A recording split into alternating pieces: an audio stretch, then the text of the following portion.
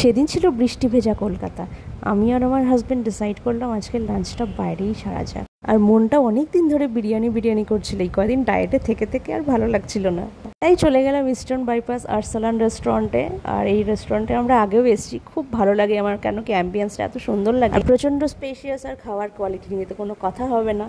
Order করলাম 2টো mutton biryani, একটা chicken চাপ, না চিকেন চাপ নয়, মাটন চাপ। এটা নিয়ে হাজব্যান্ডের সঙ্গে ডিসকাস হচ্ছিল যে এতদিন অবধি তো তুমি মাটন বিরিয়ানির সঙ্গে চিকেন চাপ নিতে, এখন কেন তুমি মাটন চাপ নিচ্ছ? বলছো এটা স্পেশাল ডিশ, ট্রাই করে দেখো। আর ফার্স্ট টাইম ট্রাই করলাম, সত্যি খুব সুন্দর ছিল খেতে। সাথে ছিল গ্রিন স্যালাড, আর নিয়েছিলাম মিন্ট মোহিতো, আর নিয়েছিলাম সাথে একটা কোল্ড ড্রিঙ্কস। বাস দারুণ লাগলো খেতে। অনেক দিন পর বিরিয়ানি খেয়ে আমার তো যেন প্রাণটা জুড়িয়ে যাচ্ছিল। খুব একটা বেশি গরম ছিল না, মানে ওয়েদারটা, তবুও যেন এই মিন্ট মোহিতোটা যেন আরেকটা আলাদা রকমের তৃপ্তি দিচ্ছিল।